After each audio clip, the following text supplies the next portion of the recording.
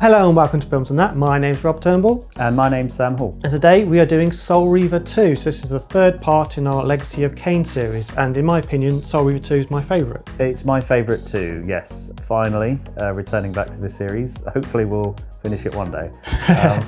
But I'm looking forward to talking about it. Yeah, not Blood Omen 2 though. Fuck that game. All right, okay, maybe not that one. All right, let's get to it.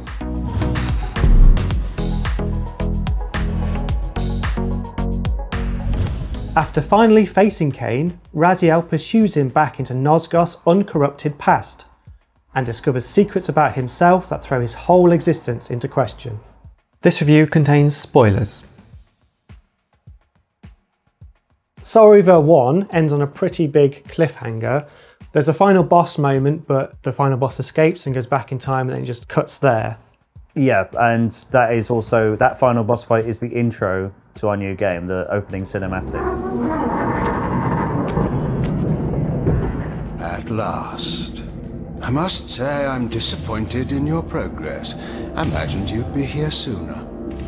Tell me, did it trouble you to murder your brothers? I think I was a little bit less impressed with it just because I'd seen it in the previous game, just, you know, in obviously crappy and pixelated. But nevertheless, the actual game, when you get into it, like everything is so much more impressive. It's the first one I played actually, so I'd had no idea about any of the story. I quite like the opening intro. There's a lot of Shakespearean dialogue between Kain and Raziel in that point. Who better to serve me than those whose passion transcends all notions of good and evil? The Sarafan were saviors, defending Nosgoth from the corruption that we represent. If you hadn't played the other two, how did you get your head around the story to this game? Well, I think that's what I liked about it. I didn't know anything and I just had to kind of like really pay attention to everything that was going on. First off, I played a demo of this and you don't get that intro cinematic. The first thing you get is Mobius talking to you. When he starts talking about Kain and the pillars, and I had no idea what any of this was at this point. And you don't even see Kain in the demo, but I played that demo to death. So I just kept playing that over and over again just to kind of immerse myself in the world. It's obviously like a really good hook then, as games go. Fate promises more twists before this drama unfolds completely.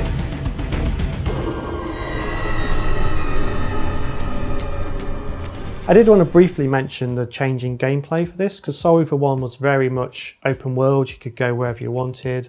There were certain Metroidvania elements where you were cut off from climbable walls and things like that until you got the certain powers that allowed you to overcome those obstacles. But Soul Reaver 2 is very linear. It's really like go from A to B to A, back to B. That allows the story to be much more fleshed out because the story in Soul Reaver 1 was pretty basic, really.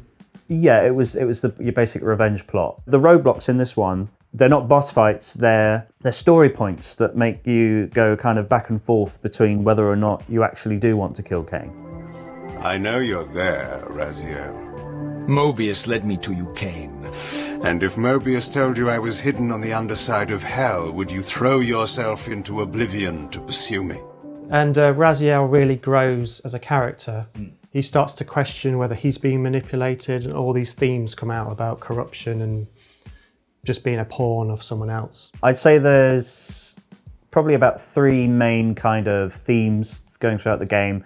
One is timelines and paradoxes and destiny. One is about manipulation. Another, I think, is like going back to the Sarafan theme of like witch hunts, genocide, that kind of thing, especially later on in the game.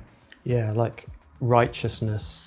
For these were Sarafan banners, and these vampires apparently the victims of their crusade. Did you want to go into the plot at all?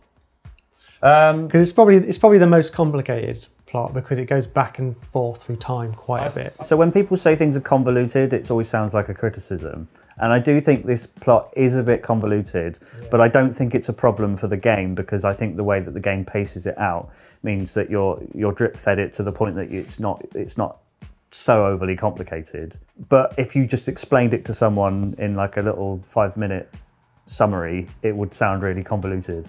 Because as you did, I think, you didn't play the game again, you just watched the cutscenes for this video, I mean. Well, I wasn't going to say that. Okay. was going to pretend that I had replayed it. But basically what I'm getting at is that watching just all the cutscenes together, I kind of was a bit confused. And I think, like you say, playing it's not that confusing, but maybe... It's because you're drip thread it and you're exploring the world. When they talk about things like corruption, like in Soul Reaver 1, you see how that has affected the world around you. That's the genius of video games in terms of storytelling. That's the strongest storytelling technique that video games have. Something like Half-Life is a really good example, a game with virtually no dialogue. The storytelling is purely visual and it's about the experience and actually kind of living it, isn't it? Like going through it as if it were happening to you.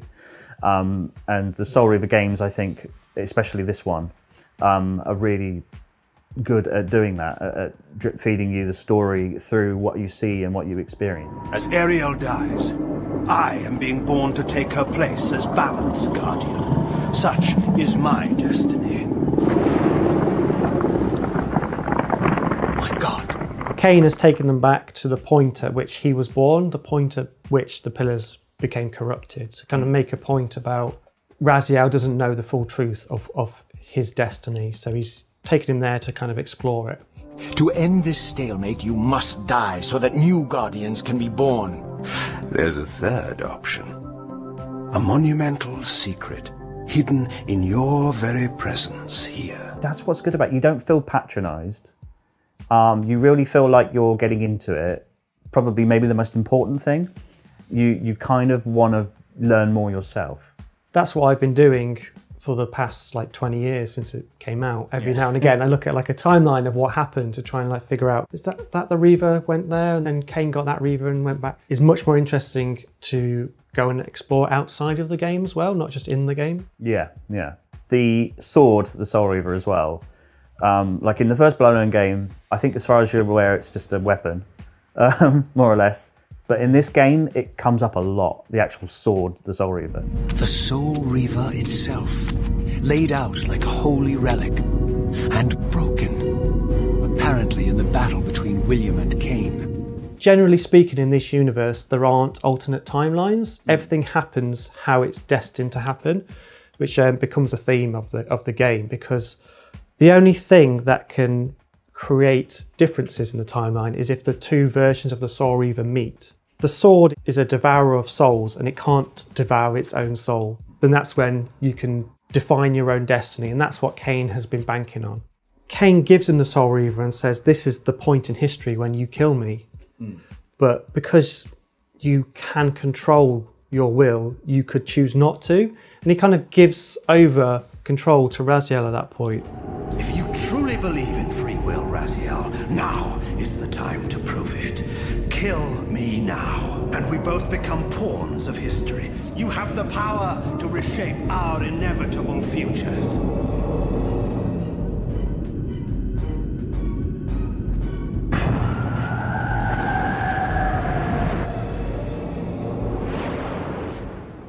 It's quite interesting that he has given up himself completely to Raziel at that point.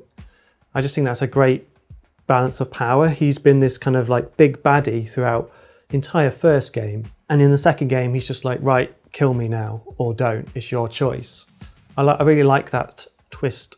The first thing you know about Kain in Soul Reaver 1 is he's the guy who sent you down to burn in a torture pit or whatever of acid water.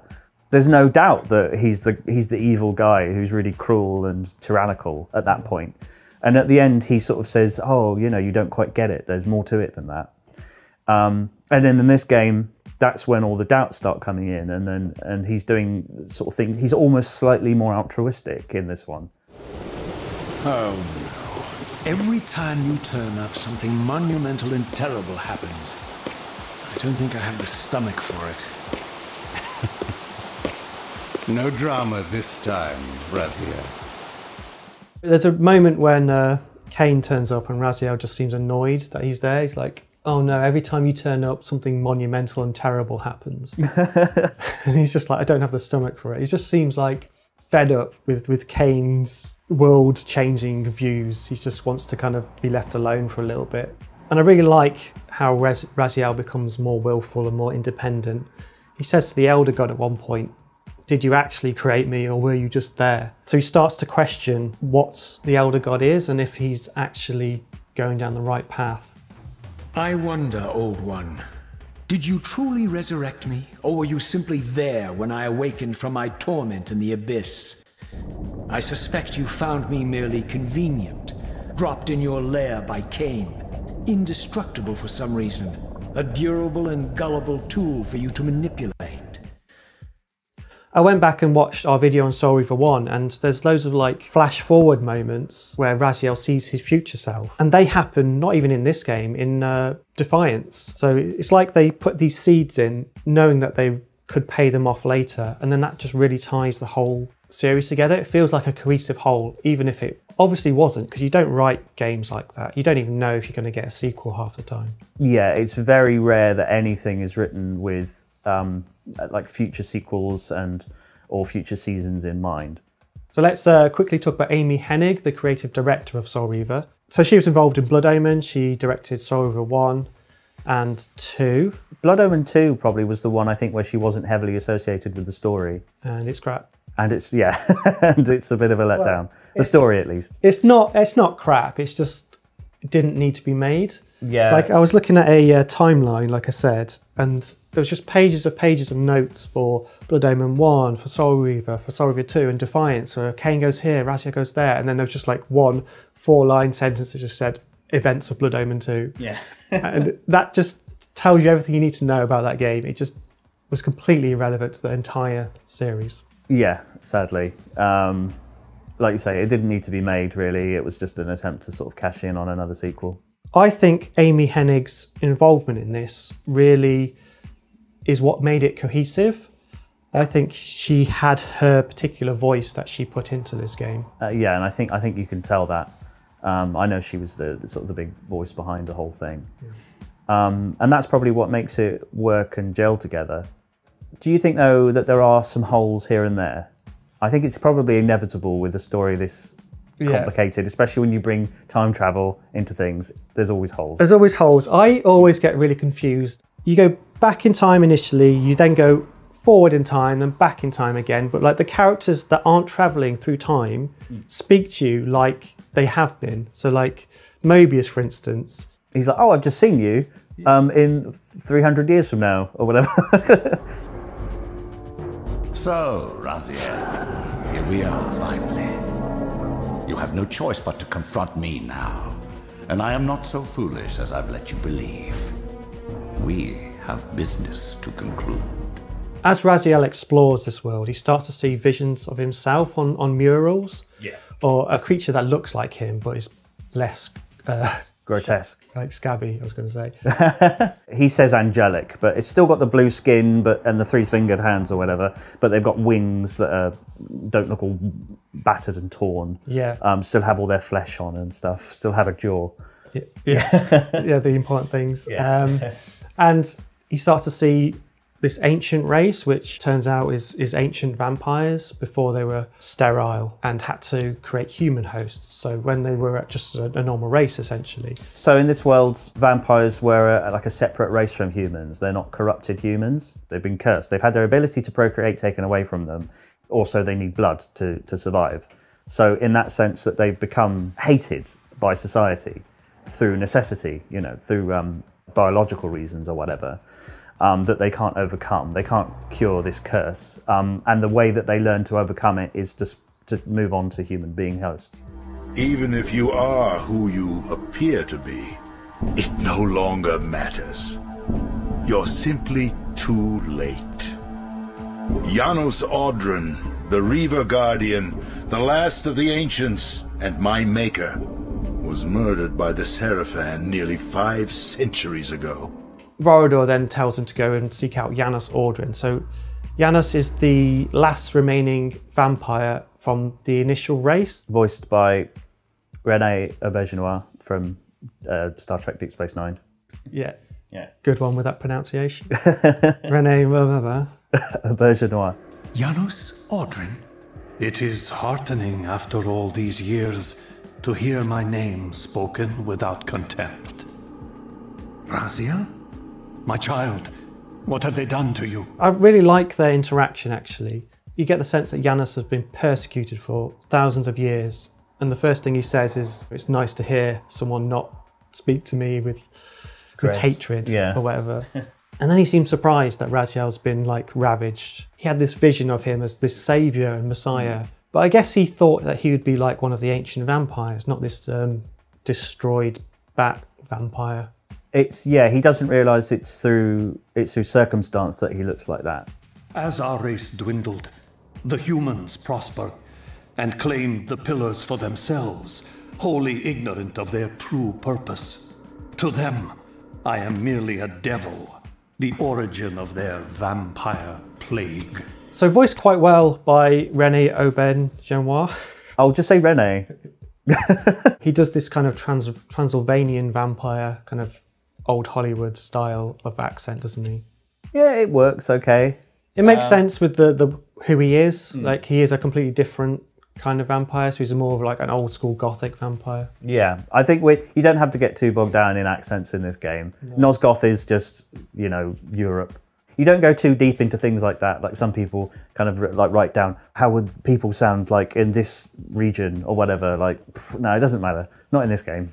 All of the like main cast members have been in Star Trek. Have they? So like, yeah, the voice of Raziel. Even Simon Templeman? Yeah. Oh. He's in a very blink and you'll miss it scene. Oh, okay. Where Picard's on the holodeck and he's just like in the corner, just like being a character in the holodeck. I guess it technically counts, but... Yeah. Michael Bell is in the first ever episode. He's the one that has captured those giant jellyfish. Oh, that one. Yeah, I know the one you mean, yeah. So he's in that. And I think the Elder God voice actor is going to marry Diana's mum at one point. Oh, yeah. That classic. As everyone does. But yeah, they've all got like bit roles. Well, apart from René, I suppose, as a main character in Deep Space Nine. Did you see some of the behind the scenes stuff? There's a bit when René's going, is this a CD-ROM, he says? This is a CD-ROM? This is a video game for the PlayStation 2. There's a lot of talk for a video game. It's a story-based game. Yeah. He says, and there's a lot. He sounds a bit like an old man, doesn't he? There's a lot of dialogue in this game. Yeah. Yeah. And he's like, normally I just say, hey arsehole, just go through that door. Yeah. Go through that door! Don't go through that door! Hey, go through that door! Even though it's quite a lot of dialogue for a game, I think it's actually like an ideal amount. I was replaying Cyberpunk, and there are moments when I really, really get sick to death of the dialogue. I'm getting a bit tired of dialogue in games now, where it's just too much, you know? Where you're basically just like skip, or whatever. I never felt that in the Soul Reaver games. I always wanted to sit down and rewatch them and listen to the whole thing. Yeah, I think, the writing's good for one thing, but also when you play the game, there's lots of stretches where there is no dialogue and you're just running around the world, so I think that does help. Did you ever play Guardians of the Galaxy game? No, I didn't, no. I couldn't play it because it was just constant like one-liners and quips, just constant. Hold on to your butts, people! Rocket! Keep the music! On it! Focus on flying, Peter! Someone play this man a song! Now we're talking! Watch the ship! I'm watching! There's no moment where there isn't one character people who are like, do I want to make games or do I want to make movies? Oh, you know, like just stick to one. And also the dialogue acts as this wonderful like breakup from the action. You know, you might have just been through a particularly difficult fight with a number of large demons, and then you're appreciating a moment to have a rest and listen to the dialogue. You're not sort of like, oh, I'm just gearing up, I'm just having fun shooting all these gang members in Cyberpunk 2027. Oh no, now we have to listen to another fucking bit of dialogue again. And you're like, you know, stop breaking up the fun all the time, you know. Sometimes I feel like people have forgotten how to make games properly. Throughout the stronghold, I discovered evidence of my former nobility and my life as a Sarafan priest.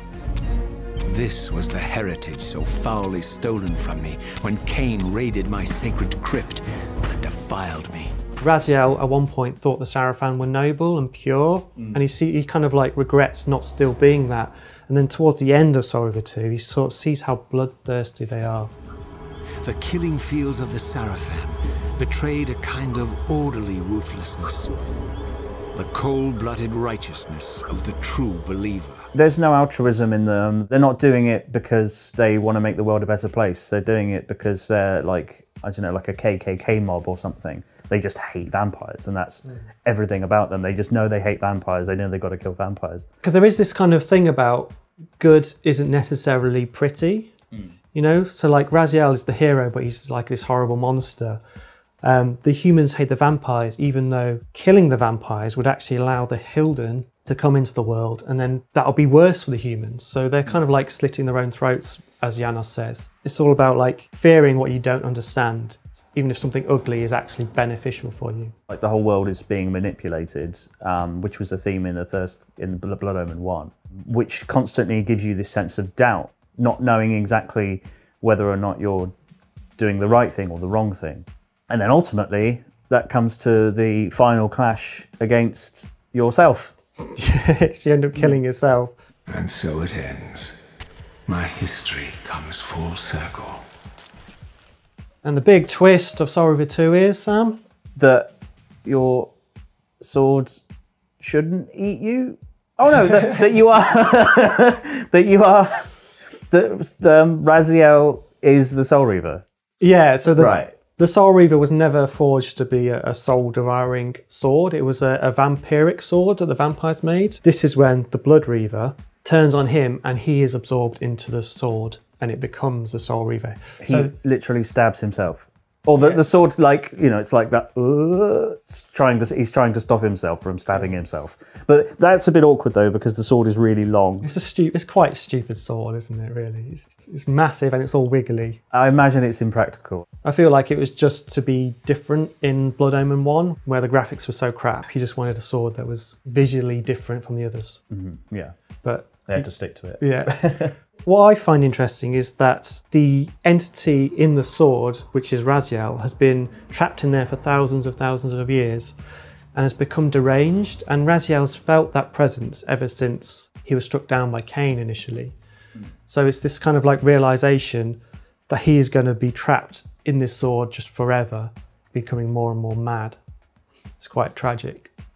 Yeah, but then Kain rescues him at the last minute.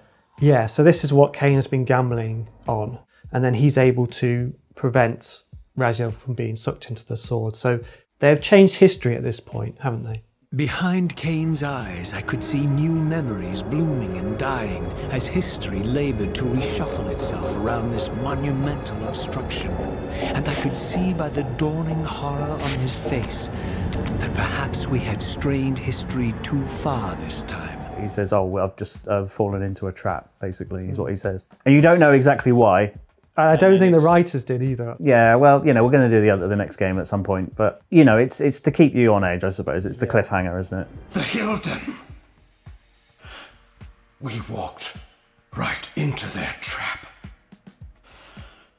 Raziel, Janos must stay dead. So, Sam, what were your final thoughts on Soul Reaver 2? It was my favourite in the series. I'd played the first two before this. I hadn't completed the first one. But Soul Reaver 2 was the one that really, really got me into the lore. Every now and then when you play a game, there's a moment and you're wowed by things. I remember when I saw water in Halo 3, I was amazed by what water looked like. And in this, there were moments like when you go back into the past. One of my favourite things about that, when it's kind of snowing, I loved the sound of snow crunching beneath your feet.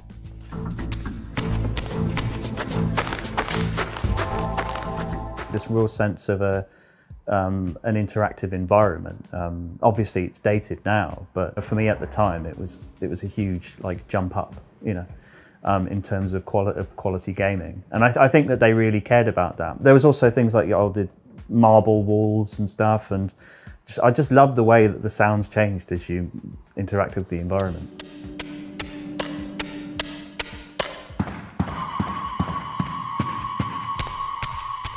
You revisit the same areas in multiple different time frames as well.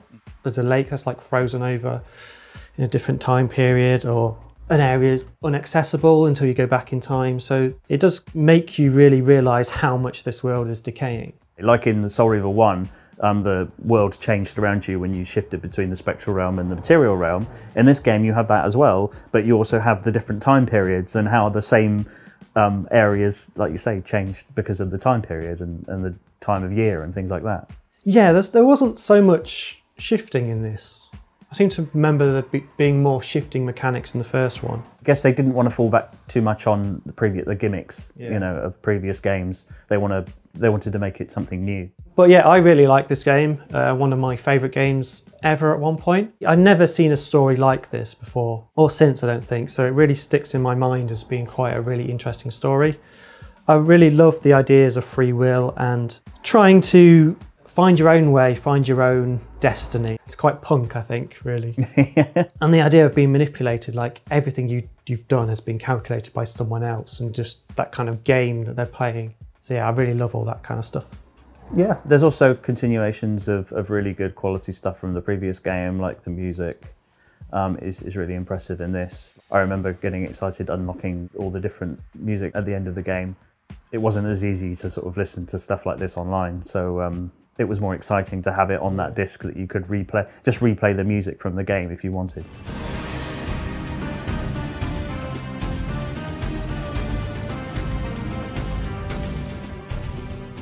There's also a theme of like death and rebirth and constant cycles of, you know, because Raziel's been a Sarafan, a vampire, and now this undead monster, and then a sword. Calls it a humiliating cycle of death and rebirth. And that's the big motivation for him, is like you said, he wants to go his own way, but not just in life, but in death as well. Waiting for me as always was the Reaver, the Wraithblade, my own soul, twinned and bound eternally to me. And I realized that I could never escape my terrible destiny. I had merely postponed it. History abhors a paradox. That's it for this time on Films and That. If you like this episode, please consider supporting Films and That on Patreon, and we'll see you next time. Goodbye.